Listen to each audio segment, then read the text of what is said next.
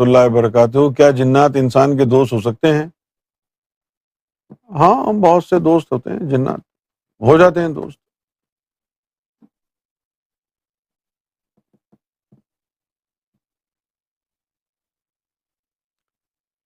ہمزاد جو ہے نفس کے حلیے کو کہتے ہیں.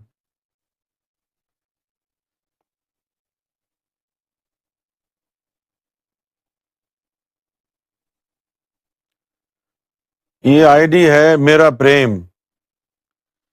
سر what is the difference between the natural gem stone which found in the earth and between the gemstone which has been created in laboratory?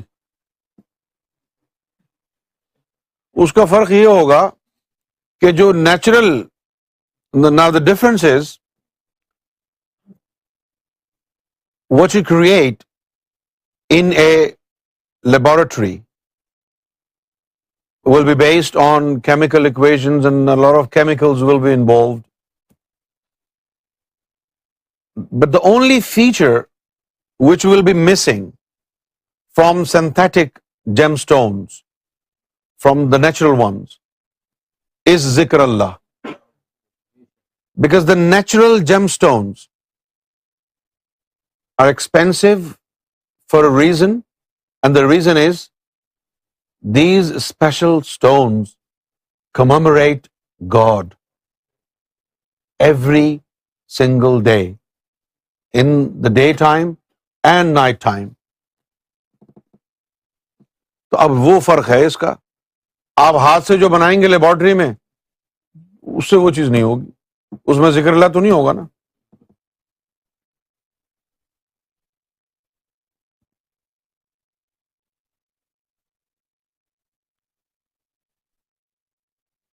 اب یہ جو پاکستان میں یہ جو ماربل وغیرہ ہوتا ہے، مالا گوری اور اس طرح کے جو ماربل نہیں ہوتے، پتھر، سنگ مرمر، ہے نا، لوگ کتنا پسند کرتے ہیں، گھروں میں لگاتے ہیں، اس کو کرتے ہیں نا پسند.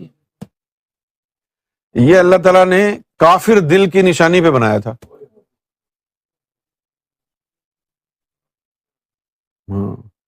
یہ جو ماربل وغیرہ کے جو پتھر ہیں، ان کے اندر وہ جمادی روح ہے جو الٹے ہاتھ والی ہے.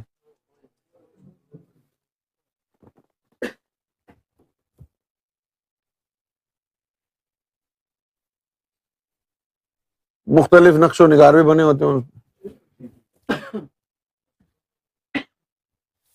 ہاں، مسجدوں میں خیر حرام کے پیسے بھی تو لگتے ہیں وہاں پہ. کون سی مسجد ہے جو حلال کی؟ ابے آپ کی اولاد حرام پر پل رہی ہے، آپ حرام پہ پل رہے ہیں، تو آپ مسجد کو جو چندہ دیں گے وہ حلال کا ہوگا؟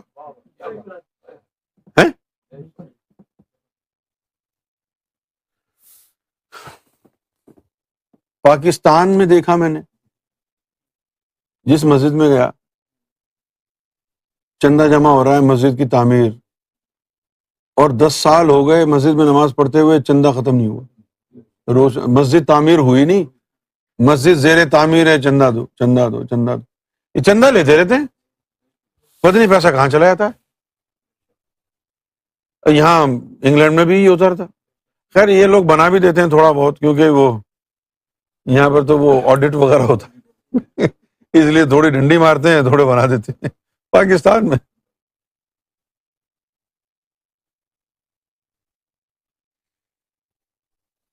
پاکستان میں جو مساجد دیکھی ہم نے،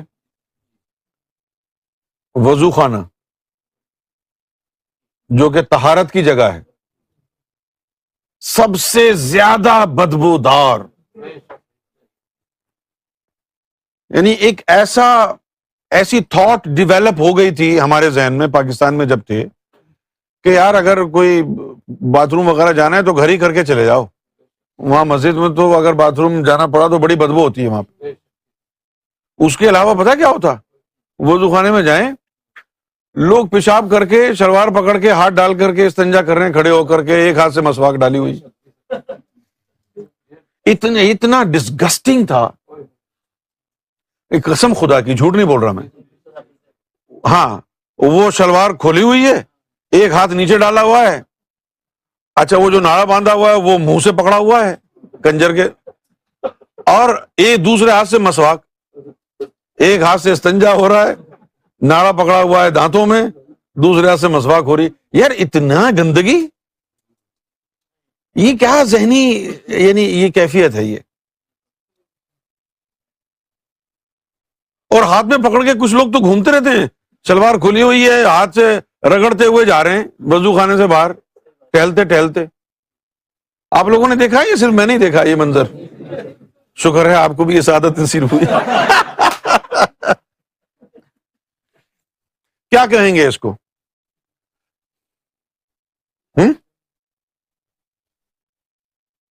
نہیں, بات علم کی نہیں ہے, شرم و حیا تو فطرت میں ہوتی ہے ظاہر شاہ. کہاں لکھا ہے کہ میں شلوار کھول کے نہیں گھوموں؟ کتابوں میں تو نہیں لکھا نا. یہ تو فطرت, یہ تو کامن سینس کی بات ہے نا. جب پانی بھی ہے, لوٹا بھی ہے, پھر وہ ہاتھ سے پتھر رگڑ رگڑ کے جو ہے, یہ کیا چکر ہے؟ یہ اس میں کوئی زیادہ ثواب ملتا ہے پتھر سے اگر استنجا کرو تو. نہیں واقعی مجھے معلوم نہیں ہے, آپ لوگ تو کرتے ہوں گے نا.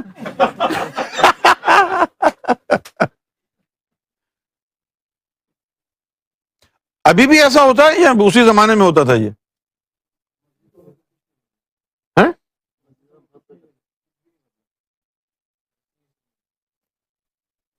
ادھر پشاور میں بھی؟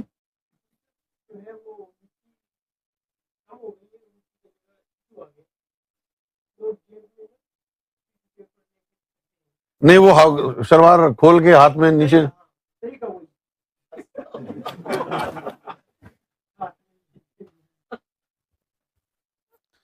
اچھا یہ برا نہیں ہے کہ آپ جو ہے وہ ایسے کھڑے ہو کے جو ہے برا. مجھے تو یار ایسا لگتا تھا جیسے ابھی الٹی ہو جائے گی. اور پھر یار برابر میں اب کوئی وضو کر رہا ہے نا آپ کے وہاں, ناک سے نکل سارا وہ بلغم نکلا ہوا ہے, اب کیا خاک وضو ہوگا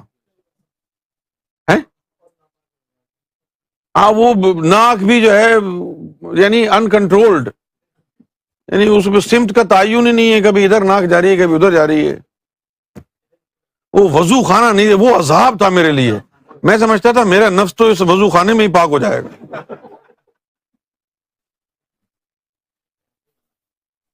احتیاط میں بھی ایسا ہوتا تھا, یعنی پوری قوم کو بیماری ہے, یہ ہاتھ میں پکڑ کے گھوم رہے ہیں. نہیں بری بات ہے نا یار یہ تو. اچھا یہ میں یہاں پر یعنی غلو سے کام نہیں لوں گا, نہ یعنی پریجڈس اس میں ہے بات میں. یہ میں نے زیادہ جو ہے وہابیوں میں دیکھا ہے نا. ہاں, سنیوں میں جو ہے اکا دکا, لیکن وہابی پتہ نہیں ان کو کیا آتا تھا سالوں کو. یہ مونچھیں کٹی ہوئی ہیں, داڑھی بڑی ہوئی ہے, اور یہ اور وہاں سے خط بھی نہیں بناتے. وہ ایسی داڑھی نہیں ہے, داڑھا ہے. بہت بری بات ہے.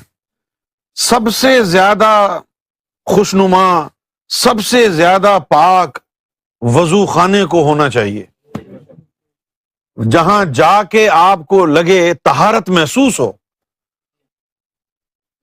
وہاں جا کے تو محسوس ہوتا ہے کہ غلاظت میں آ گئے ہیں آپ. یہ جو ہمارے وضو خانے ہیں مسجدوں میں,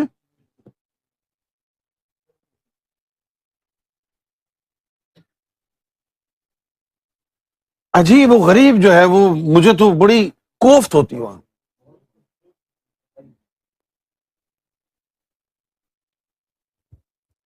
کیا کہا جا سکتا ہے, اس قوم کو کوئی سدھار نہیں سکتا.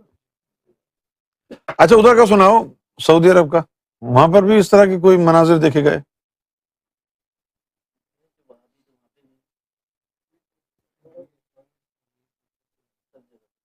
ہاں,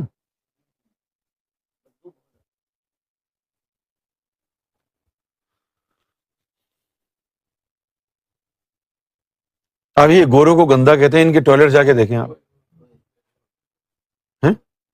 اچھا ہم اسی لیے تو پریشان ہوئے انگلینڈ آ کے, جب ہم نے یہاں پہ آ کے ٹوائلٹ دیکھے کہ یہاں تو کتابیں رکھی ہوئی ہیں ٹوائلٹ میں, ہم یہ سمجھتے تھے وہاں 1 منٹ گزارنا مشکل ہے، یہ کتاب پڑھے گا یہاں ٹوائلٹ میں، لیکن یہاں کے ٹوائلٹ دیکھنے کے بعد پتا چلا ہاں یہاں تو پڑھ سکتے ہیں. وہاں تو یار اللہ اکبر وللہ الحمد، اتنی بدبو ہے، اتنی بدبو ہے. اور پھر WC ہے زیادہ تر تو وہاں ہوتی تھی، شاید اب بدل گیا ہو نظام، لیکن مسجدوں میں WC، وہ لوٹا بھر کے پانی لے جاؤ، پہلے بہاؤ جو کیا ہے لوگوں نے.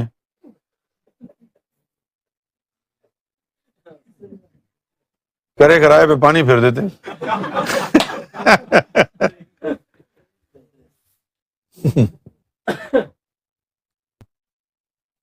مجھے ایک خواب دکھائی دیا ہے کہ سرکار گوھر شاہی کی تصویر میں نے مکے مدینے میں دیکھی ہے، جو کہ مجھے پتا بھی نہیں تھا کہ سرکار گوھر شاہی کی تصویر مکہ مدینہ میں ہے. اشارہ ہے، بس اب سرکار سے مل لو، سرکار کے ہو جاؤ. یہ خواب وغیرہ سب اسی لیے دکھائے جاتے ہیں کہ منزل تک پہنچ جاؤ.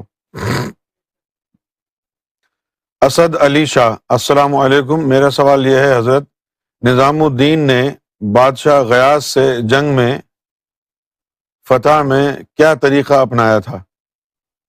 مجھے اس بارے میں معلوم نہیں ہے کہ انہوں نے کیا طریقہ اپنایا تھا. میں نظام الدین اولیاء کی روحانیت و تصوف پہ توجہ رکھتا ہوں. وہ جو جنگ وغیرہ لڑی ہے دس از ہز اون بزنس، نہ ہم نے اپنی جنگوں کا ان کو بتایا. ہم نے کتنی بڑی جنگ لڑی ہے انجمن سے، ہم نے نہیں بتایا ان کو، تو انہوں نے ہمیں نہیں بتایا. نور مخدوم، شریعت کا ذکر اور طریقت کا ذکر الگ الگ ٹائم پر کرنا چاہیے، تو شریعت کا ذکر کرنے کا افضل وقت کون سا ہے؟ نہیں، ایسا تو نہیں ہے کہ شریعت اور طریقت کے الگ الگ اوقات ہیں. رات کا وقت جو ہے وہ سب سے زیادہ بہترین اس لیے ہوتا ہے کہ جلالی اور جمالی اللہ تعالیٰ کی طرف سے مخلوقیں تعینات کی جاتی ہیں دنیا میں. دن کے 12 بجے مخلوق ایک آ جاتی ہے اللہ کی طرف سے دنیا میں، وہ وقت زوال کہلاتا ہے. تو 12 بجے جو ہے ایک مخلوق آ جاتی ہے، اور وہ مخلوق جو ہے وہ رات کے 12 بجے تک رہتی ہے، سمجھے؟ اور وہ آپ کی روحانیت میں، آپ کی نمازوں روزوں میں مددگار نہیں ہوتی. لیکن پھر رات کو 12 بجے مخلوق چینج ہوتی ہے، وہ مخلوق ہوتی ہے کہ جس سے روحانی اور باطنی ماحول سازگار ہوتا ہے. یہی وجہ ہے کہ آپ دن میں دیکھیں گے کہ دن میں وہ سکون محسوس نہیں ہوتا، تنہائی میں بھی آپ بیٹھے ہوں، جو رات کو 12 بجے کے بعد آپ کو سکون محسوس ہوتا ہے، کیونکہ وہ مخلوق جو ہے ایسا ماحول کریٹ کرتی ہے کہ لوگوں کو اللہ کی طرف جو ہے جانے میں آسانی ہو.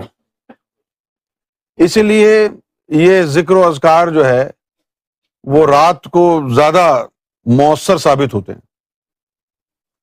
ویسے نبی پاک صلی اللہ علیہ وسلم کا طریقہ مبارک تو یہ تھا کہ ہر نماز کے بعد ذکر جہر ہوتا تھا، سلام پھیرا اور ذکر جہر شروع.